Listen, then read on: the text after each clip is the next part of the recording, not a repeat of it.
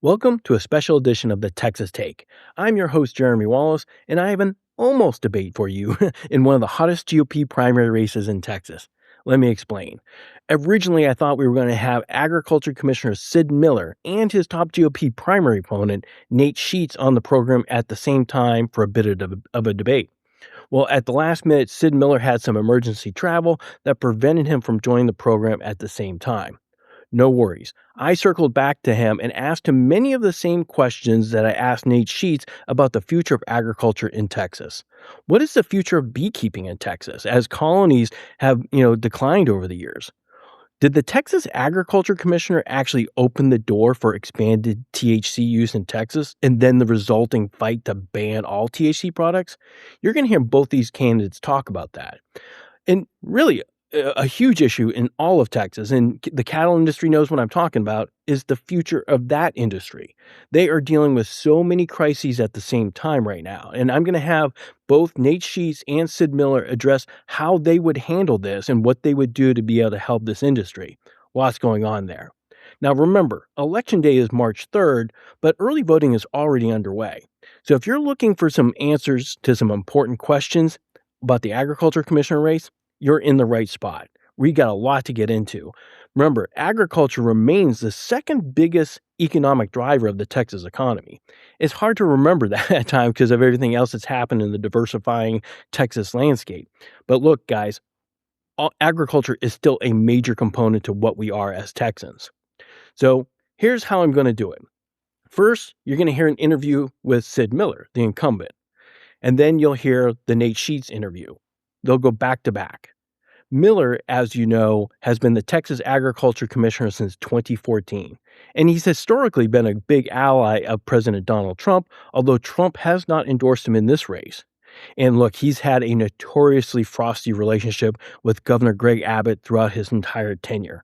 You'll hear him address all of that in this interview. So without further ado, let's get rolling. All right, let's bring on the agriculture commissioner, Sid Miller. Sid Miller's been our agriculture commissioner since winning his election in 2014. Again, he has an office of about a $1 billion annual budget with over 700 employees that he manages. And remember, like we mentioned earlier, agriculture is our number 2 economic backbone of this state.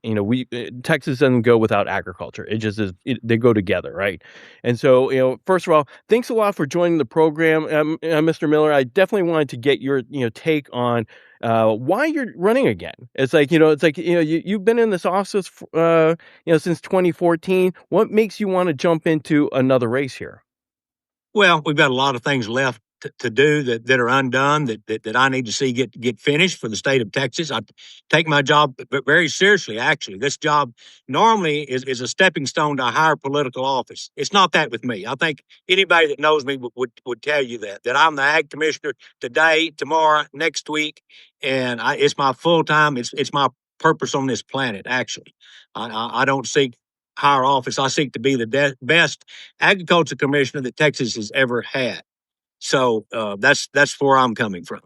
Right. One of the big criticisms that we've heard from people against your office has been your inability to get along with Governor Abbott. Look, it takes 2 people to tango, of course, but Yeah. in this case, like having having no relationship with the governor's office, is that how? Explain that. What is wrong with that relationship? Why can't you communicate with the governor? And does this hurt with agriculture planning? With the state of Texas? Well, look, I think the governor's doing a pretty good job. We've had some disagreements when he crosses paths and hurts agriculture. I've got to stand up. I mean, a lot of people won't do that. They don't want to offend the governor, but I'll give you a couple examples, and we'll move on because I'm not running against Greg Abbott. I'm running against Nathan Sheets. So back during COVID, the governor decided we'd have essential business and non-essential businesses. When he did that, he closed agriculture businesses, livestock auction barns, trailer manufacturers, feed, seed, fertilizer dealer, garden centers. All of those businesses were closed. Well, I'm autonomous from the governor, even though I have great respect for the governor. I have executive authority over anything in the agriculture code. So we have to eat and people have to wear clothes. And to do that, we have to keep agriculture open. So I issued my own executive order and I declared that any agriculture business, any agriculture related business, any business that supports agriculture, I'm declaring you essential and you're to open up. So we opened up those businesses that the governor had closed. It irritated him a little bit that I, would go against him. But I just thought that I needed to stand up for agriculture. The second time, in trying to close the border, he decided that he would launch an operation and close the Texas border and Mexican border down and inspect every truck, give a safety inspection to every truck that come across, even though they've already been safety inspected. Well, I had to step in for agriculture because when that happened, we lost $3 billion worth of product rotted on the trucks, sitting there a week, 10 days. We had thousands and thousands of Texas trucks stuck in Mexico, couldn't get back across. The cartel retaliated by setting our trucks afire. We had trucking companies that the cartel were burning their trucks in protest. So yes, I mean, I hate to go against the governor, but I have a job as the agriculture commissioner to stand up for agriculture. So I think that's where some of the rub comes in. But I don't really have a problem. I'll sit down with the governor anytime.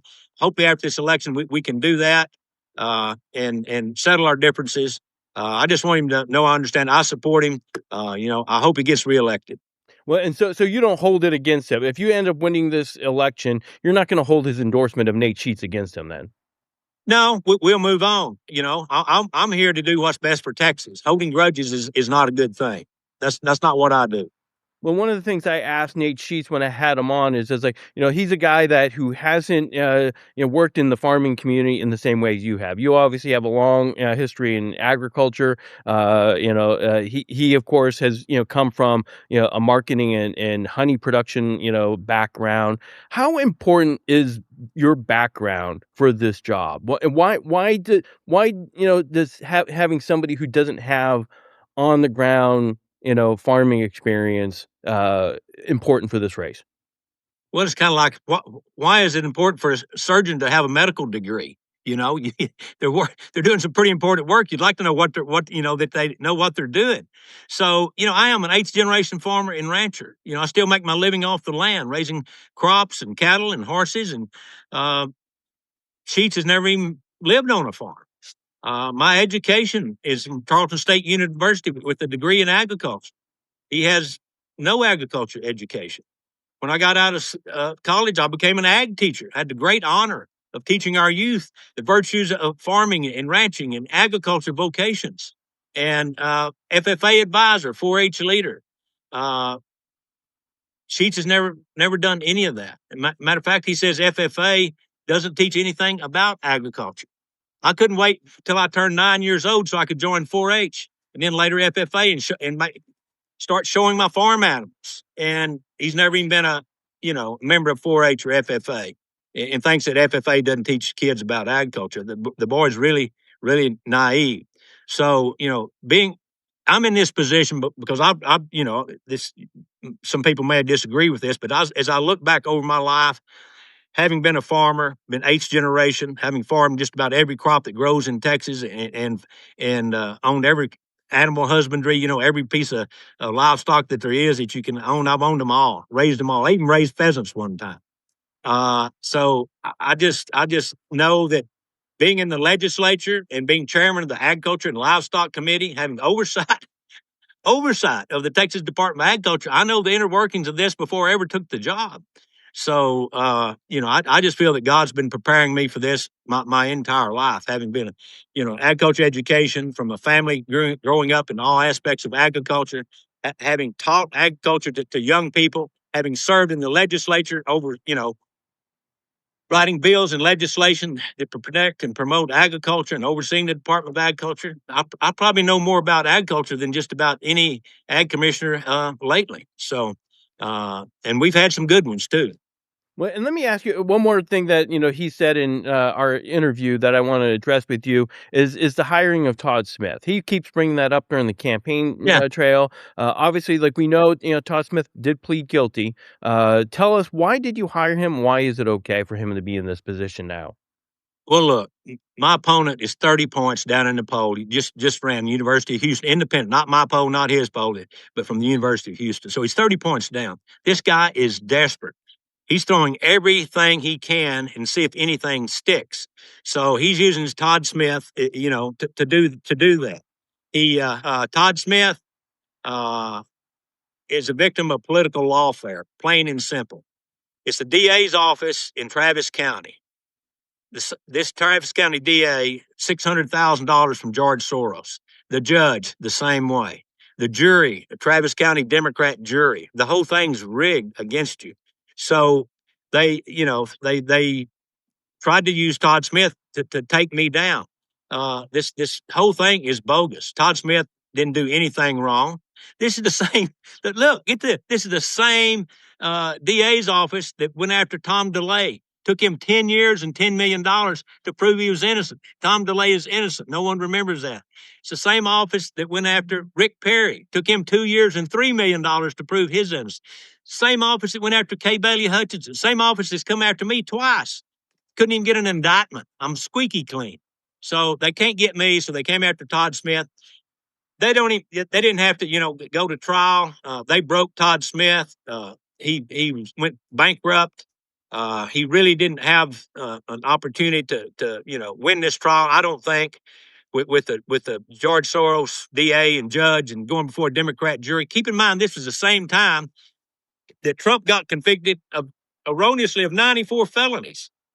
This was a trend. And I told Todd, I said, they got you a sweetheart deal. You can't risk going in front of that judge. They're going to send you to jail. Then you'll have to appeal. You don't have the money to appeal.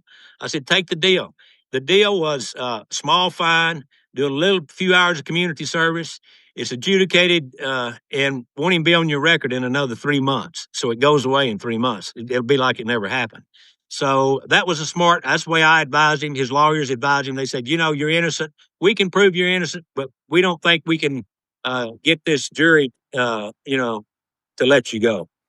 Well, you mentioned the magic word Donald Trump. And so let me ask you about Trump. He is a guy who's obviously supported your past campaigns for office. Oh yeah. Yeah, not this time though. There's a couple of races in Texas he has not endorsed in. It feels like he could finish this race off if he just came out and made an endorsement. What's happening there? Did you ask him for Well, an endorsement? that could still possibly happen. He hasn't said that he's not going to. We haven't announced that he is either. So look, he he hasn't endorsed John Cornyn, a sitting United States senator that he really needs.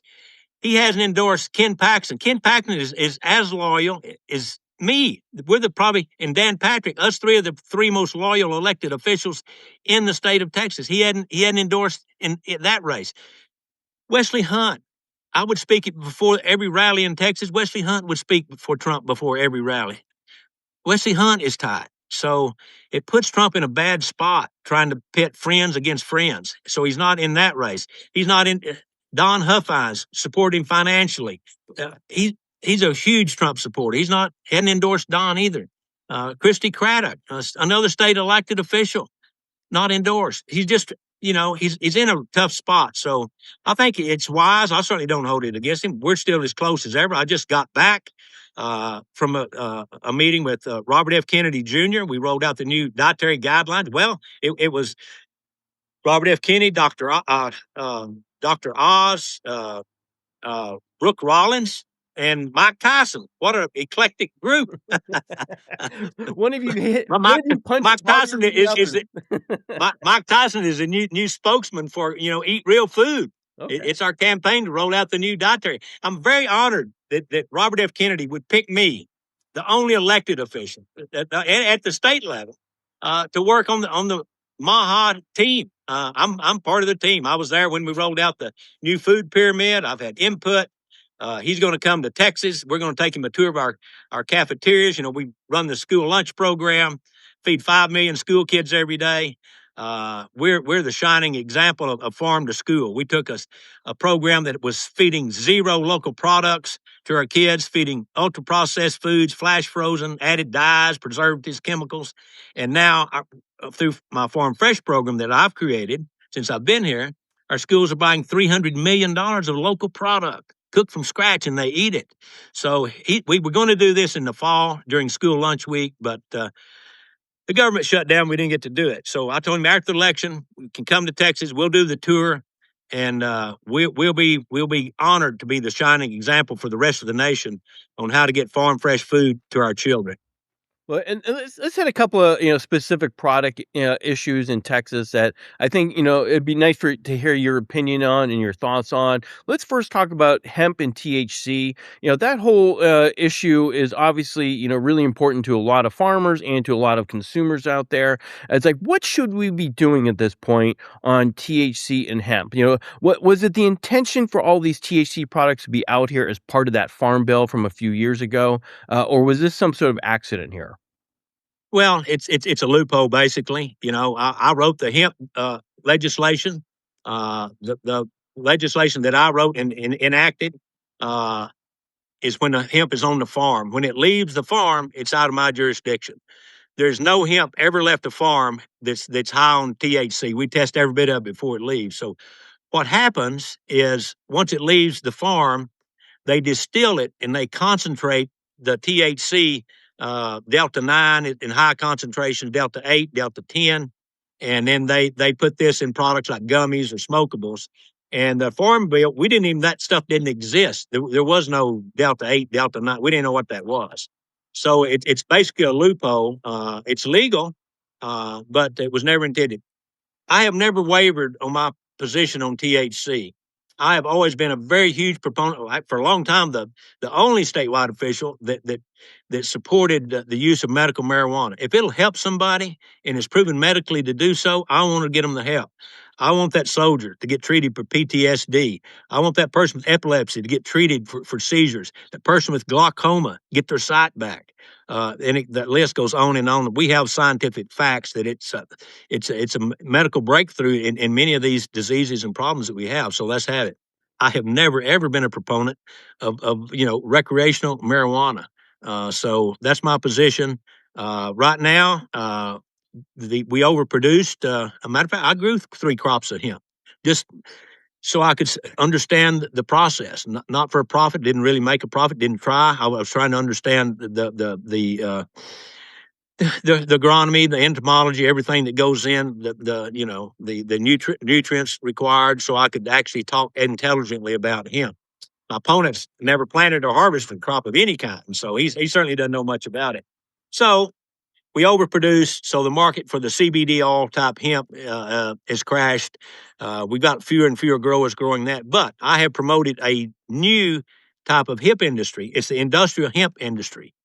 And this doesn't have THC. It's used for products like building products, upholstery, rope, things like that. So through my efforts, not my efforts alone by any stretch, we now have the North America's largest industrial hemp processing plant in Wichita Falls. We are now growing about 15,000 acres of hemp to feed that plant. So farmers now have another tool in the toolbox, crop rotation. It's a good plant to rotate. It takes heavy metals out of the soil, traps them, and binds them up. So that's kind of where we are. There's a ongoing legislation, but I'm not a legislator. I'm a regulator. So whatever the Senate and House and the governor decide to do, I'll implement it. So you're obviously pro hemp for the farmers. You're for medical marijuana. For people to have access to that. But the THC part in itself is like, are you supportive of banning these THC synthetic products around the state? I'm for whatever's legal. Like I said, I'm not the lawmaker. Whatever they make legal, I'll implement. So it's up to the lawmakers to decide how far they want to go. I'm just telling you, full blown recreational marijuana like they got in Colorado and Oregon. No, I'm not for that. Well, let's talk about another specific issue. I think there's a lot of cattle industry people who are listening to what both you and Mr. Sheets has to say on what we're going to do about this industry that's in so much crisis right now. Obviously, you know this well. Not only do we have the tariffs and the Argentine beef coming in, but we also have this screwworm problem that it feels like it's right on the doorstep. We've shut down the border to Mexican cattle. What can you do as the agriculture commissioner in Texas to have some influence and help these guys out right now? Because it seems like everything's coming at them at once. Well, unlike my opponent, I have a plan for problems. He just describes the problem again. He didn't have any plans for anything. So I don't know if you saw it, but I released my 5-point plan to address the beef shortage. Number one, I disagree that bringing in beef from Argentina solves our problem. And it's not enough beef to move the needle. It's less than 1% of our annual needs. So if we the real problem is cattle numbers. Our herd's too small. We don't have enough cattle. So to lower the price of beef, we have to regrow the herd. I first came out and said, let's through the Biden administration, they kicked our ranchers off federal grazing land, and we now have 24 million acres idle. I said the first thing to do, we're still in a drought. We need a place to take our cows to graze because instead of having to send them to slaughter because we don't have any grass. So they took me up on that. They said, wow, that's a good idea. So Doug Burgum, Secretary of the Interior, opened up 5 million acres so we could have a place to go with our cattle during drought. We could actually rebuild the herd by saving back some heifers now if we've got a place to put them. We didn't have a place to put them before because we didn't have any grass. I also said, they haven't done this yet, but I still think it's a good idea. If you want to rebuild the herd, give those ranchers an incentive to keep some heifers. Let's have a heifer retention tax credit, kind of like the child tax credit. Let's give them, I don't know, $500 for every heifer they'll keep back and rebuild the herd right off their income. It's not a subsidy. It's not a handout. It's a deduction off their income tax. And some of them are making decent money finally. They could use a tax deduction. And that would definitely help, rebuild the herd. I said, let's have truth in labeling. We're going to get this lean meat in from Argentina, make hamburger out of it. We mix our tallow with it. We've got lots and lots of fat we don't have any way to get rid of, so we'll mix it in with that. And then these big four beef processors get to label it product of USA. It's not product of USA. It's product of Argentina. Now they'll say, well, we have a voluntary program to label that product of USA. Yeah, it's voluntary. You're not doing it. Let's be truthful with American consumers. Let's label that meat as what it is and where it's from. This is product of Argentina. And if you wanted to go as, I don't think you need to, but you could say, mixed with American tallow.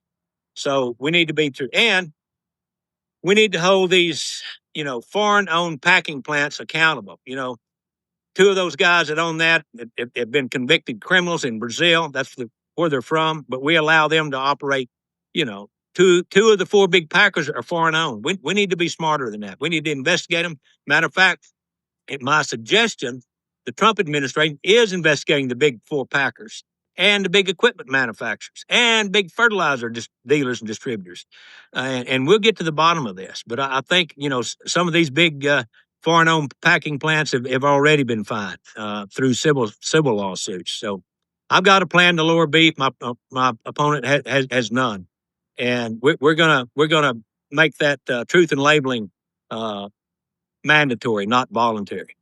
Well, and let me, switch to a product that he does know, which is, we know for sure that he knows about honey, right? And so let's talk about beekeepers a little bit and just kind of how they interact with the Department of Agriculture and what you can do to for them to help them out, right? The bee population has actually declined some, and it's trying to get a sense as to like, what can the Department of Agriculture do to help the beekeepers out there, and are they part of, what we consider like basically the farming community? Well, bees, as we know, are pollinators. They're vital to our crops. So uh, it's not like he knows everything about honey and I know nothing. I know a heck of a lot about honey. Been dealing with it a long time. When I first got elected, I saw that we had a declining bee population. So first thing I did is I sat down and I wrote up a pollinator protection plan. You can go on our website and look it up. It's things that we require the agriculture community to do. Deals with pesticides, transportation, housing, things like that, and it's worked very well. I've applied research dollars to Texas A&M to do research on colony collapse, and we're making great headway. But under my leadership, and this is what he doesn't tell you, last year Texas had a record honey production, 4 million pounds under my leadership. So the honey business, the bee business is doing pretty good in Texas, better than just about any other state. and it's because we put it at the forefront and we dealt with those problems head on before they got away from us. Now, interesting fact, uh, I was asked to come be the keynote speaker at the Texas Beekeeper Association. Now, this is the association that there is not one association for the little guys, one association for the big guys. This is everybody's association. They had never endorsed a political candidate ever. And they said they would like to endorse me for everything that I have done uh, for the honey industry. Matter of fact, they gave me an award, the highest award they give out. I received it. And before I got out of the convention center, 7 honey companies came up and endorsed my campaign. I think that says a lot about your industry when your own industry turns against you. They don't like Nate Sheets. The president of the association said if Nate Sheets tried to come in the door, we wouldn't let him in. So there's some bad blood there. His uh, you know marketing campaign is raw and unfiltered honey. Well, they said that you're not selling raw and unfiltered honey, and they sued him. Well, he reached a settlement, settled out of court, and as soon as he settled out of court, he sold his honey company before somebody else could sue him. So, read into that whatever you want. But I know honey, uh, probably more than as much or more than just about any other agriculture commissioner in the United States. Well, and for my friends down in the southeast part of the state of Texas, let me ask you something you and I talked about not too long ago, which is the shrimping industry.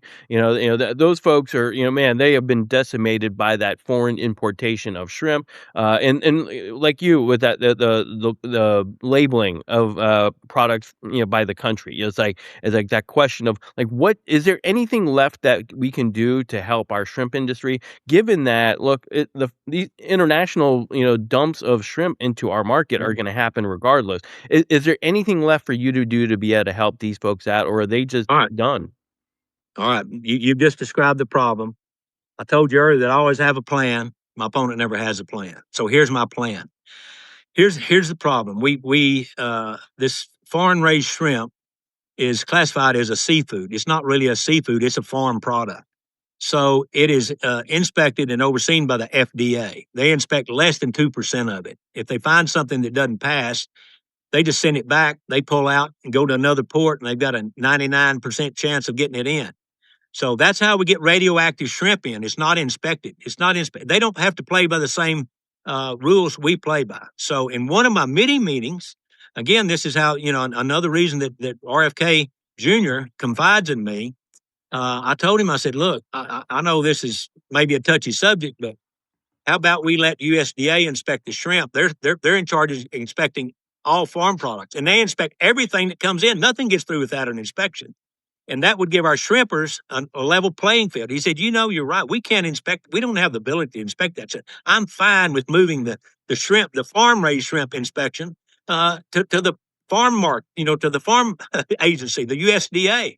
So we're in the process of doing that. We've got to have legislations. Congressman Pete Sessions has agreed to carry the bill. We might be able to do that with executive order. We might do that with the memorandum of understanding, but it really needs to be in code and statute. So we're going to get there. If we can get a level playing field, these foreign shrimpers, uh, we'll do okay. Now, the shrimpers got a lifeline. Trump put a tariff of 30% on this shrimp, this farm shrimp that's coming in. And that allowed them to able to buy diesel and take our shrimping boats out. One time we had about 4 or 5 thousand shrimping boats. We're down to about 400. It's gotten so bad they can barely pay the diesel to go out. So this year they're not getting rich, but they are making a slight profit. So it's kept them in business. Otherwise, they may have, we're down to 400. They're almost out. Yeah. So we'll get this done. We'll save the shrimp industry. Yeah, as folks might know, in the 80s and 90s, we were the shrimp market in the country. Uh-huh. We Yeah. 20% of all the shrimp that you ate in the United States of America was coming from, Texas shrimpers out there who, again, like you said, have dwindled in numbers. And so I definitely wanted to get to them. Let me ask you a couple of questions that we got from audience members as we were doing our program earlier. One of them, like I wanted to get you on, is like, would you work with the EPA to ban paraquat? That's that highly toxic, rapid acid acting herbicide. Would you work with them on that? Well, I have the best working relationship I've ever had with EPA. We're in contact weekly. To my knowledge, we're not using paraquat and haven't used it in quite some time. We don't use DDT anymore either, or arsenic, or strychnine. All those pockets have been off the market. I will say this: uh, I take pesticides very seriously. My pesticide audits are up 300% over the previous commissioner. I tell my people that work in the pesticide department that look, you got one thing that you have to deliver on. I don't want anybody's pets or children poisoned on my watch. So in 10 years, that's never happened. And we're going to continue to make that our motto. I have a program. I don't have to do this. It's something that I thought needed to be doing. We have a program where I go around the state and collect and properly dispose of unwanted, expired, dangerous pesticide. We've gotten about 4 million pounds of that off the planet. We'll continue to do that until we get every one of them off the planet, but it's going to be a continuous job. Well, and let me ask you about look, this is a issue near and dear to my heart, which are these local rodeos. It's like obviously like the Houston rodeo is like my favorite. San Antonio, Fort Worth. What as agriculture commissioner can you do to help these help the rodeo industry and businesses out there, knowing that there's a lot of small town rodeos that really count on they're hanging on by a thread. We used to have so many rodeos out there. Sure. Yeah. And they've now dwindled in numbers. It's amazing when you go out to the Panhandle, there just aren't many towns left to have these rodeos. So what as Well, agriculture commissioner can you do to help in this, or is this just not y'all's bailiwick? Well, when I came on board, the agriculture department didn't have any interaction with any of the livestock shows and rodeos, none. They had quit. I made that a top priority. So if you go to State Fair, Texas, you can come to the Go Texan Pavilion. We have over 300 Go Texan vendors in there. We have demonstrations and product tastings and all kind. It's great. It's air conditioned, which is pretty. And we take money. We don't take coupons. But we do the same thing to Fort Worth Stock Show. We do the same thing to San Antonio. We have a big Go Texan Pavilion at the Houston Livestock Show and Rodeo. We take kids on tours at the stock show. We entertain international guests. Our international marketing program that we need to talk about. Uh, uh, we entertain. We've set up 21 different countries just for your rodeo, the Houston Livestock Show and Rodeo. We're there at the international committee room, hosting all of these. We work hand in glove with the Houston Livestock Show and Rodeo, so we're there. We're the ones that volunteer. We're the ones that weigh the animals. We're over weights and measures, so we provide that no cost to those livestock shows and rodeos. So we're there. We're one of their best partners, and it's a great working relationship because we both want one thing: we're raising scholarships for kids so they can learn more and have a vocation in agriculture. It's all about the kids. That's why we do it. Well, look, I can't thank you enough for joining us on this, and talking to us. This is actually your first full interview on the Texas Take podcast. I know I have a lot of listeners who have been going, "Why haven't you got Sid on there? You've gotten, John Cornyn on there. You've had Ted Cruz, Yeah. you had Greg Abbott. Let's get Sid Miller on the show." And boom, we're going to count this as part of the column. Sid Miller, you are now officially a Texas Take podcast guest, so you're in there. Two points before we get off. My opponent hits me real hard about going on these international trips. These 45 trips I've got and paying taxpayers' dollars. I'm just globe trotting.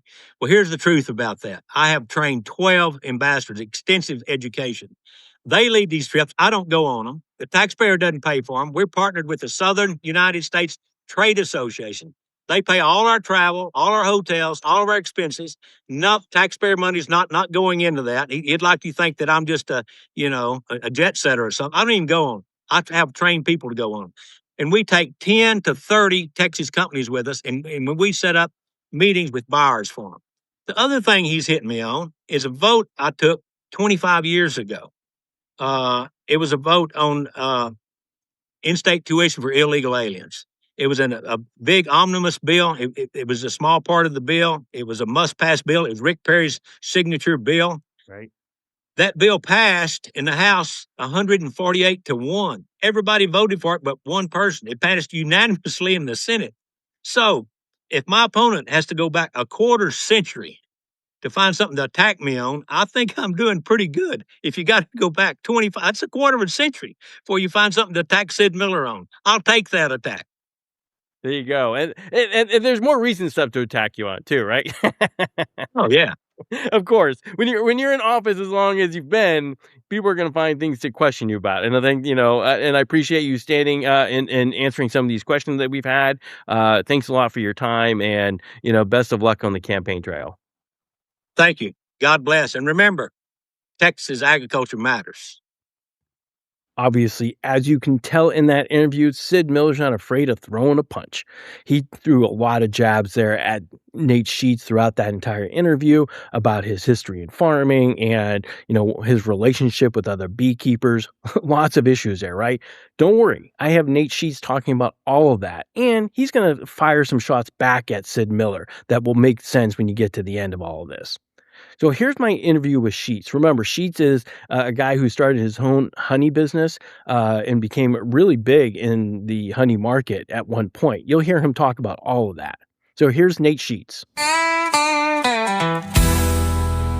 So Nate, first of all, thanks a lot for joining us to kind of get into this race and why you want to be the agricultural commissioner. I grew up down in Austin, fifth generation Texan.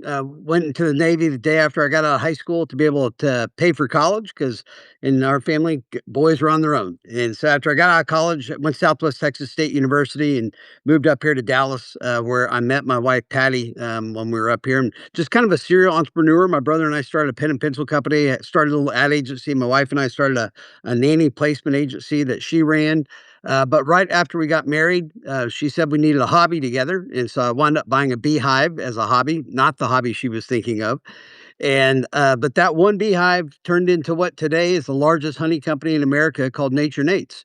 And so for the past 30 years, I've been focused on the food business and understanding from being a small producer to a very large producer, and candidly, probably the largest producer maybe in the world. We've got 120,000 beehives. We're the number one brand in America. I still own Nature Nates in Australia. But when I bought that beehive and I started doing the honey company full time back in 1997, I put my cell phone number on the back of every bottle of honey I sold. I didn't realize at the time, but that began a 17-year consumer research project from 1997 to 2014. And I talked to thousands of people and I understood exactly what people's concerns were as it relates to their food. And so there were just a handful of questions that I got over those 17 years but it was kind of the same questions all the time. Like, where's the honey made? Do you test it for chemicals? Do the bees get sick? Do you treat it? Do you put any additional things into the honey? Do you put corn syrup? All these types of questions. And so that was a very important step that now I realize what it was. And another thing that everybody's always asked is this local honey? Because the local honey helps with my allergies. And there's science to say that that's not exactly right. It's kind of right, but you just want pollen in your honey. And so that was very important. But also that same year that I bought that beehive, I wound up going on a mission trip to Venezuela. That resulted in me spending 12 years in full-time Christian ministry, working 88 countries around the world. We created tools like the Evangel Cube, and we did I'm Second in 2008. And then in 2010, I started doing the honey company full-time. And when I started doing it full-time, again, I talked to all those people and I realized what was really important to consumers. And so I created a testing methodology that no one had done up to that point. I tested for herbicides and fungicides, pesticides, corn syrup, rice syrup, and antibiotics.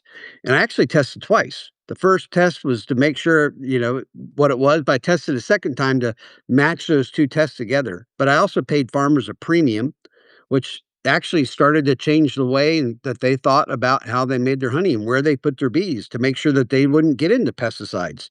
And then the other thing I did in 2011, I launched the brand Nature Nates, but I created this raw and unfiltered focus on the label because, again, up to that point, primarily all the honey, not primarily, all the honey was processed honey, which just means that they took the pollen out. And they did that because it would take a long time before it would crystallize in your pantry because people didn't use honey that often. Household penetration was like in the low 30% at that point.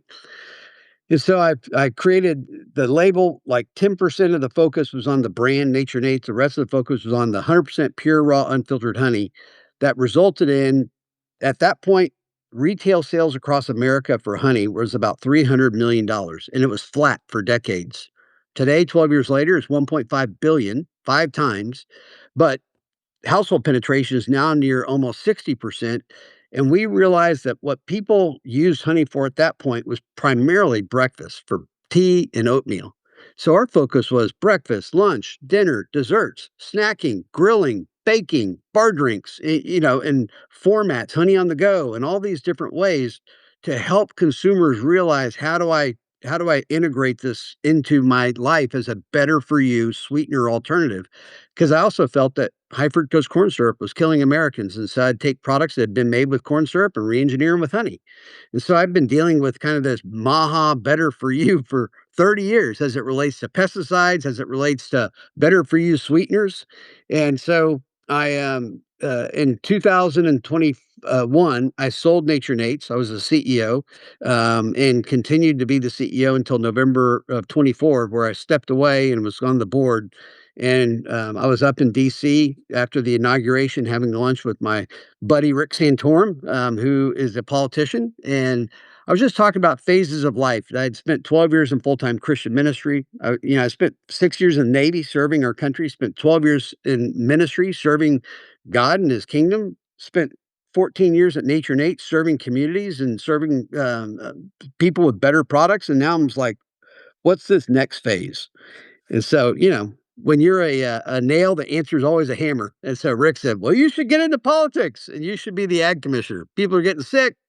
We got to help farmers and ranchers. And so that's what kind of got us going in this whole direction. Well, it's a perfect segue to look. I've been covering elections for about 35 years, and when you're going against an incumbent, it's always hard to beat an incumbent in any race anywhere. But the main thing you have to be able to tell voters, particularly who have been voting for somebody, since 2014, like, why do I need to fire this person? What is wrong that I need to change horses now? What is wrong? So give us this answer. Why do we need to change out Sid Miller? Yeah. So this week in Texas, we lost 68 farms. And last week, and the week before, and the week before, and the week before, all the way back to 2018, we lost 18,000 farms in Texas. Why? Because farmers and ranchers can't afford to be in business anymore. I was down in Beaumont with a rice farmer just a few days ago, and he was telling me that he had just gone and sold his crop for 40% less than it actually cost him to make it. We always talk about sustainability in agriculture. You know what's not sustainable? Selling your crop for 40% less. And it doesn't matter if you're in cotton, cattle, corn, or rice, the same message is all the way across the board. In 1980, a farmer made 40 cents of every $1 of food that they produced. Today, and that's their revenue, 40 cents. Today, it's 15 cents. But their input cost, their labor, their interest rates, their land, their equipment, everything has gone up 300%. And so farmers and ranchers are upside down. And in 1970, a rancher made 70 cents of every $1 of food. And we had 700 meat packing plants all over Texas, and they made 30 cents.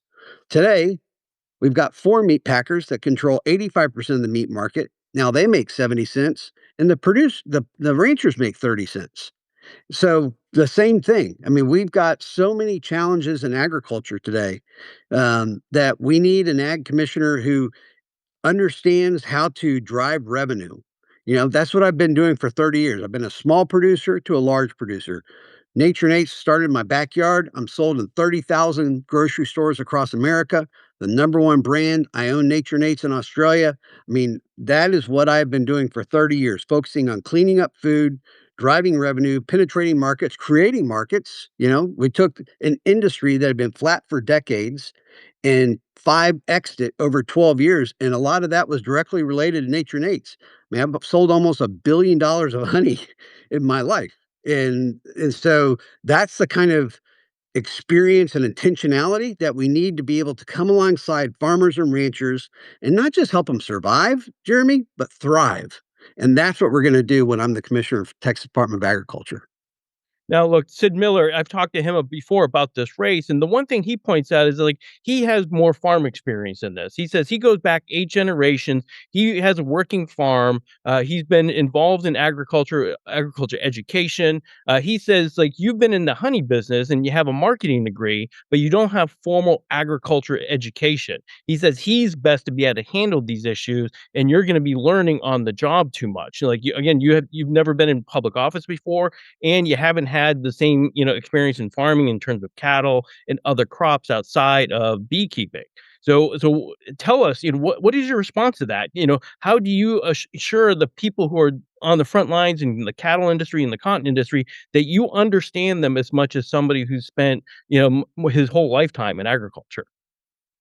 He can't run from his record. I mean, I'm glad he's an 8th generation farmer and rancher, and I don't think he really has a farm. I think he's had a tree nursery that has not been very successful, and so, but I've got 30 years of driving revenue, growth, entrepreneurialism, and a wheat farmer doesn't need me to tell him how to grow wheat. A wheat farmer needs me to help him go sell more wheat to more people for more money.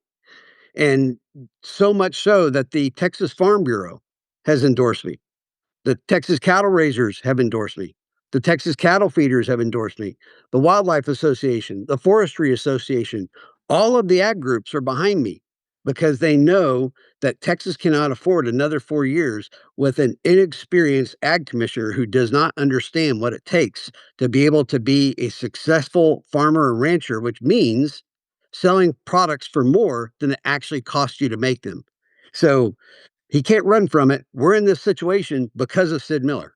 Well, wait now. You did donate to his past campaign, so at some point you were a fan of Sid Miller. You were Absolutely. supporting I him. didn't start this as an anti-Sid guy. I Yeah. started this as a pro farmer and rancher guy.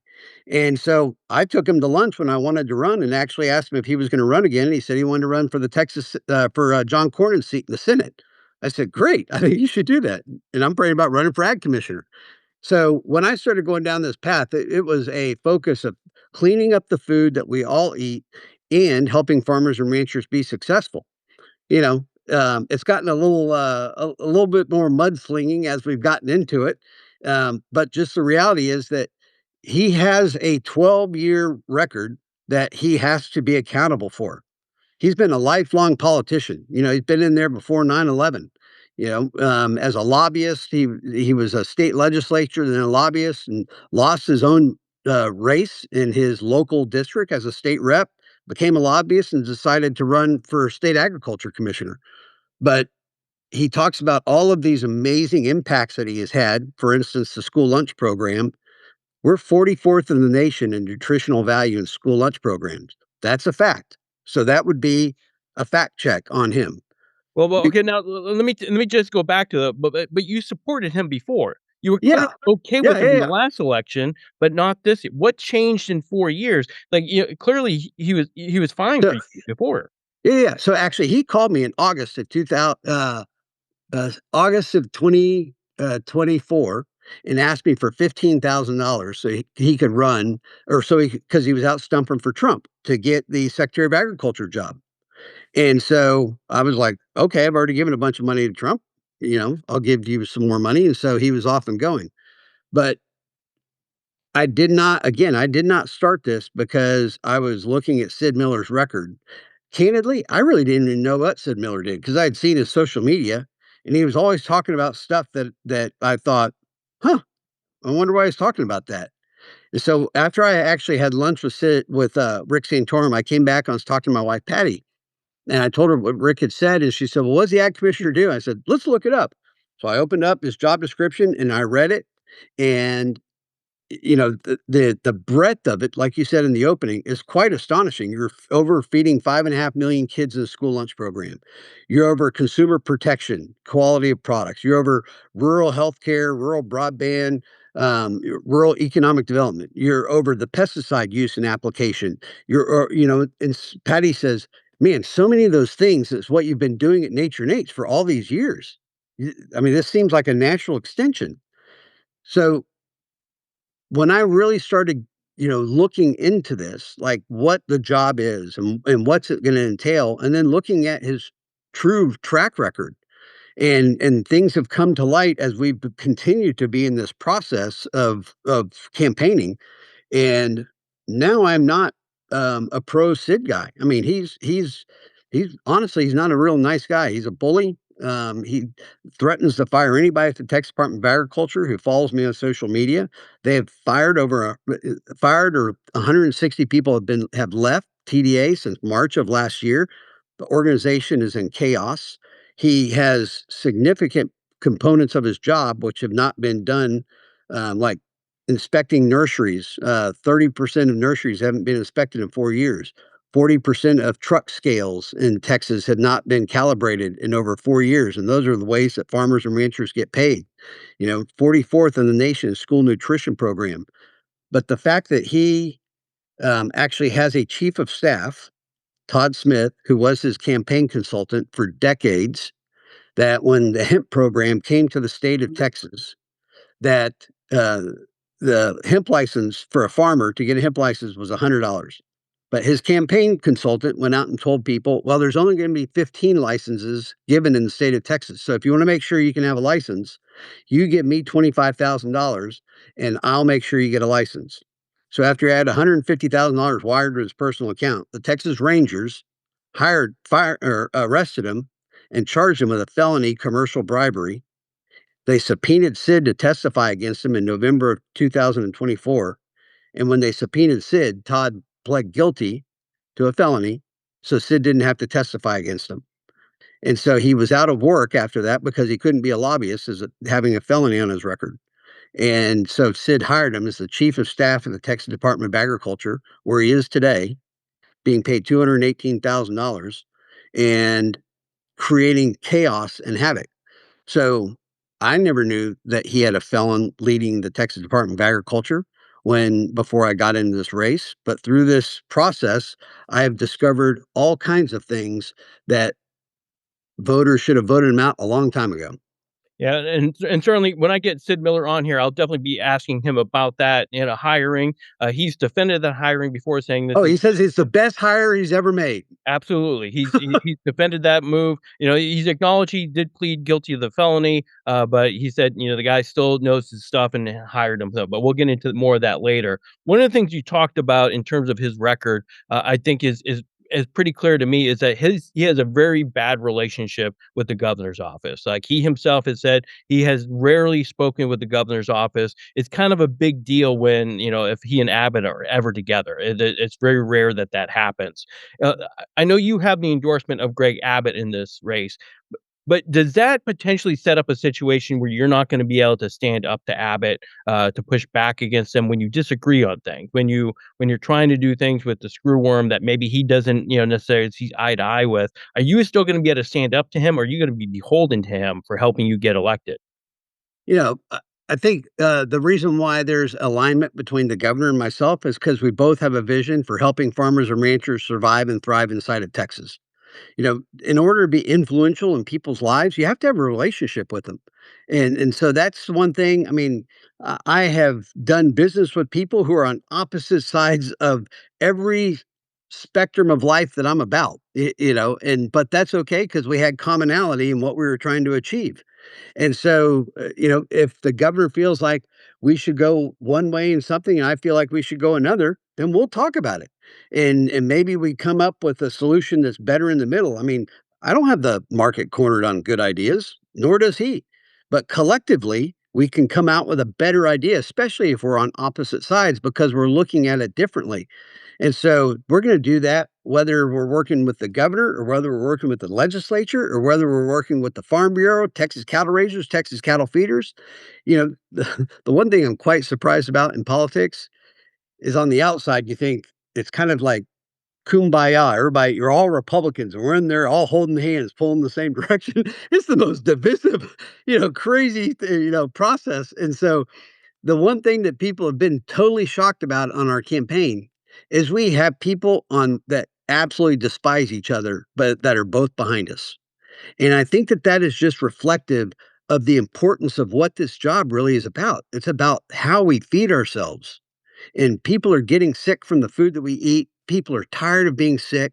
And this job goes beyond political boundaries, economic boundaries, racial boundaries, all boundaries.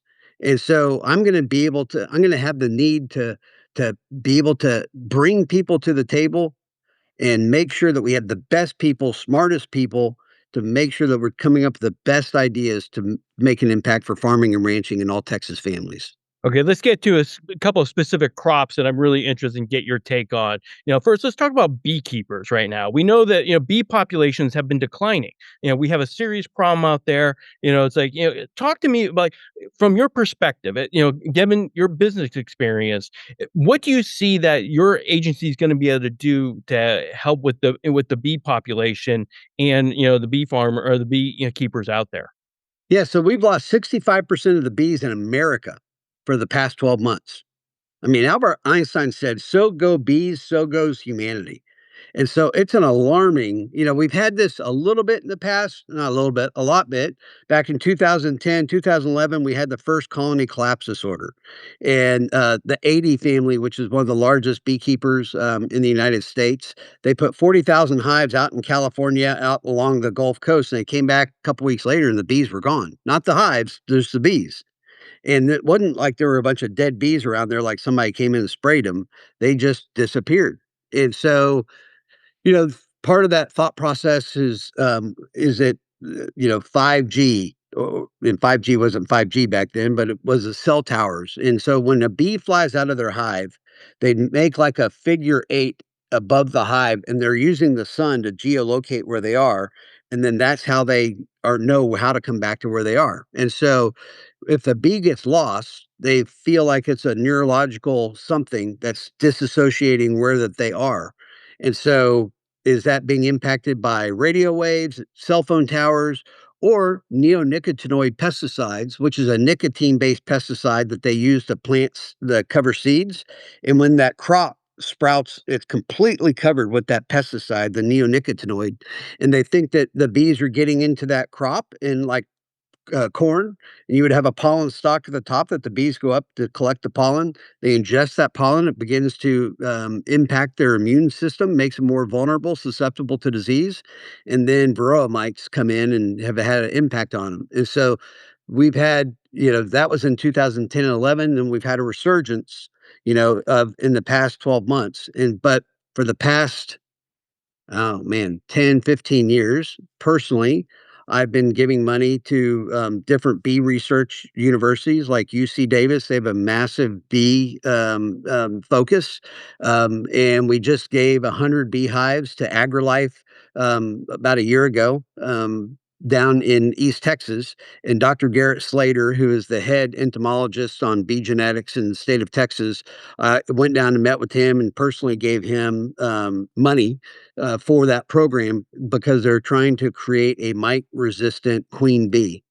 So, obviously, as the Texas Department of Agriculture, we're going to do everything that we can to support the bee industry. But personally, whether I'm ag commissioner or not, I've been involved in trying to bring solutions to this because I realize the importance of bees globally, and so we're gonna continue to focus on it. One of the things that surprised me about your endorsements, I didn't see like beekeeper associations or anything on that. Is there an internal rivalry on that? Are you the big dog and you just have maybe Yeah. potential competitors? Yeah, Sid likes to claim that he's been endorsed by the Texas Beekeeper Association and 7 major honey companies. And so, yeah, I've never been a big the TBA's not ever really been a big fan. It's hard for them to sell honey on the shelf because we're so dominant. And the TBA is, and I don't mean this in any negative way, but they're hobby beekeepers. They're people that have anywhere from 1 hive to 25 hives. It's not a commercial industry. And I love the TBA. I've been a member for a long time, but I've actually have the Ag Teachers of Texas has just endorsed me. And so if you want to talk about a damning statement, I mean, it's one thing to have a bunch of hobby guys, not like the big guy. It's another thing for a guy who says, I'm an ag teacher and this guy shouldn't be the ag commissioner because he's never even taken an ag class. And now I've got 4,000 ag teachers in the state of Texas have endorsed me to be the next ag commissioner. Right, and look, I would be remiss not to talk about THC and hemp. This is the way this product was handled over the last few years is partly what people have pointed to and saying, look, this is why we had a proliferation of THC products in the market. There are a lot of people using THC products, and now as Lieutenant Governor Dan Patrick and Greg Abbott to a lesser degree have talked about banning this product. It puts the agriculture commissioner and what they say on this in a different light. It's like, so what is your perspective on this? Should we be banning THC products completely as Dan Patrick wants it and, just having this hemp derivative with no THC in it? So all the confusion was created by the Texas Department of Agriculture and in Sid Miller and how they wrote these regulations. And so they were responsible for writing the regulations, and they did it unintentionally, maybe intentionally, I'm not sure, kind of leaving this crack in the door of the Delta 8, 9, and 10. So it's not THC, it's a derivative, it's a synthesized derivative of CBD. And so, so I was actually stopped by one of these shops the other day just because I was curious, but I was shocked that there were products in there that have 90 milligrams of THC, and so you would perceive that the state of Texas has approved recreational marijuana just by the products that are sold in there. Um, but the state of Texas has not approved that. And so there's been, when the first farm bill was written, they included hemp in there. And I will tell you, I'm a CBD consumer user. I believe in it. It's amazing. It's great for joints and cuts and all kinds of things. Has great medicinal use.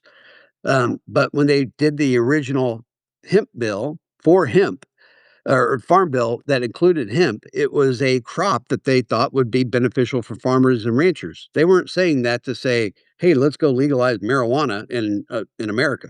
And so after that farm bill was passed, then chemists, scientists figured out that you could synthesize and do this delta 8, 9, and 10, which then if you spray those onto a product and then you apply heat, then it has the same effect as THC. And so, I think that's where all the confusion has happened. That's why Donald Trump went in and did a executive order to ban that component to try to create take that off the table. And at the same time, he's looking at rescheduling marijuana down to one, so they can give us more research use to be able to see about vets to be able veterans to use for PTSD and other medicinal uses to help, with stress related to their careers. So, I think that's happening at the federal level, and we'll see how it plays out at the state level. I will say hemp is a product and as an industry is something that we really need to unpack further here in Texas. As it goes back to relating back to my honey illustration about driving consumption, breakfast, lunch, dinner, baking, snacking, all these other ways to get people to eat more honey more often. The thing that the current commissioner never did was to go out and drive consumption from an industrial use, to go get partners to use hemp products for cups and material and all the different ways that it can be utilized in industrial use. And we've got one of the largest hemp processing plants in North Texas, up in the Panhandle, but we don't have the adoption in industry. And so that's one thing we'll do. We'll work on going and finding industry and make it a viable product for farmers and ranchers to be able to use. But I have talked to farmers, who are like, "Well, I'll grow hemp." And they said, "Man, it's a lot harder. It's not cotton. It's a lot harder than you think." And so we had 6,000 acres planted when it first started. And I think now we've got 80 acres. And so obviously it's not been a very successful program under Sid's leadership. Right, and look, there's all kinds of products I'd like to get into, but we're running a little short on time here. But let me ask you about the cattle industry. You talked about it a little bit with the slaughterhouses. We only have a few, people, operating those at this point, which is putting a lot of pressure on the cattle industry. What are you going to do as agriculture commissioner, and what can you tell the legislature what they need in order to survive in the world that we're in right now, where we have Argentine beef coming in, we have a screwworm that is threatening, cattle. We can't bring that in from Mexico. What's a cattle rancher to do right now, and what are you gonna be able to do to help them? Well, there's not a silver bullet for the cattle industry, and it's more complex than just a cattle rancher. I mean, I've got a cow calf operation. I've got 2,000 stocker cattle out at our ranch right now. But you have different parts of the cattle industry. So you have the Texas cattle feeders, and in that sector of cattle, typically, you're bringing animals up from Mexico that are bred and birthed in Mexico. You bring them into Texas and you put them into the feedlot system. And as they're growing, you're going from South Texas up to North Texas, heading to the meat processing plants. And that's the animal. Those are the animals that become ground beef and all the restaurants, forests, and things like that. Then you have the cattle raisers, and you have people that have a cow calf operation, and they'll have a heifer, it'll have a calf. They'll raise that calf to about 700 to 800 pounds, go sell it off. Some guys will keep them and finish them off themselves and then go sell it to consumers. Other ones, they'll go sell it into a sale barn, and ultimately it's going to wind up going up to a meat processing plant. And then you have stocker cattle, which is another larger volume of cattle that you're buying them by the truckload, and you're just kind of putting them into the system. Where we are today, as it relates to the meat processing side, we don't have enough animals have throughput. So historically, we have about 600,000 animals a week that we process. Right now, we're about 500,000 animals. We saw Tyson close down a plant in Nebraska. They've cut a shift in Amarillo. Where we are right now, if we continue to lose processing capacities, the shackle is what you hang the animal on as it goes down the line through a meat processing plant.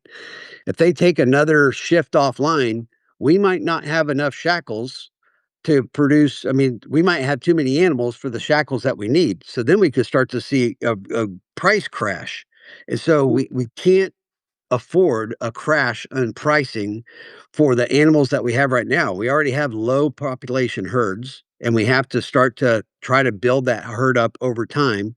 But with the border closed and New World screwworm, that's just adding another level of complication. But the cartels are involved in this. They've been getting involved in agriculture. I just got a letter just a little while ago that I was reading about cartels coming into New Mexico and taking people's farms from them because they're using it as a way to launder money and bring drugs into the United States. One of the reasons why we have the screwworm is because of the mass migration and the cartels using cattle to bring people up to the Texas border, and the screwworm has penetrated up because of that. But the cartels are building meatpacking plants in Mexico. So if they can keep that border closed, continues to starve out meat processors here in America that wind up closing. It only drives their ability to use the closed border to their benefit and to use that to launder money and bring drugs into America. So these issues in agriculture are not simple. Like, okay, we're going to go do this and everything's going to be okay. And so, as an ag commissioner, I need to be able to not pick winners and losers. I need to be able to look at the entirety of a system, recognizing, all of the internal, external threats and that are impacting the process and ensuring that the solutions and recommendations that we make are in coordination with Brooke Rollins up at the USDA, who I was with a couple days ago down in the border with Governor Trump or Governor Abbott, to ensure that we're coordinated and that we're doing things because these are not just Texas issues; these are federal issues also, and we want to make sure that we're doing things that are solution oriented and not clickbait like what we've had. All right. Well, and look, y'all, I want to open this up to questions to the public. If y'all have questions, fire away. I have a few of them already. We're going to start with a couple of them that have been sent over to me. Let me start with this one on the EPA. Would you work with the EPA to ban paraquat, a highly toxic, rapid acting herbicide? Yeah, I think, being endorsed by the Farm Bureau, their concern of me very early on and was that I would come in and take away tools that farmers and ranchers needed to be able to produce the food that we all need to eat. And what I said to them is I'm not going to do that. Things in agriculture need to be done incrementally. Otherwise, there are consequences that are huge. Sri Lanka went to regenerative agriculture overnight and banned all traditional agriculture. Well, the soil was not able to be productive because it was addicted. It's like a drug addict, and it needed all of those inputs to be able to produce. And so they had a complete crash of their agriculture sector. So here, I told the Farm Bureau, we'll let farmers continue to farm, use those tools. But with my experience and background of working in manufacturing, food safety, quality assurance, I'm going to work both upstream and downstream from farmers and ranchers, working with the manufacturing companies that manufacture products that farmers and ranchers use, and working downstream food manufacturers that buy inputs coming off of a farm to ensure that we have processes both upstream and downstream to do our best to not continue to have things in our food system that we don't want in our food system. Right. My next question, I want to get into the idea of a country of origin labels on our food. Do you support that? And what are your concerns? There's a big push for country of origin labeling. We had it in America until 2015, I believe, when the World Trade Organization, the WTO, put pressure on Congress to drop it because it put international producers at a disadvantage to U.S. producers, which to me just sounds insane that they would do it. So there's a lot of international pressure to keep that off. In the honey industry, it's a mandatory thing that we have to do, and so if you go and look on any bottle of honey and say, product of Paraguay, Uruguay, Brazil, America, it complicates from a food manufacturing perspective, because, if you in the meat packing world, they'll have large, volumes of meat that they're doing, ground beef with, and it's hard for them to know exactly where all those animals are from, and so I think, it becomes if there's resistance, it's because of the complication from a manufacturing standpoint and trying to really work through those systems. I personally believe that people need to deserve the right to know where their food comes from, how it's made, and what's in it. And again, I had my cell phone number for 17 years, and there was always just a handful of questions. And one of those questions was always, who made my food and where did it come from? And that's what people want to know. They want to be able to trust their food. And I'm going to build trust in the agriculture industry between people who eat food and people who produce food.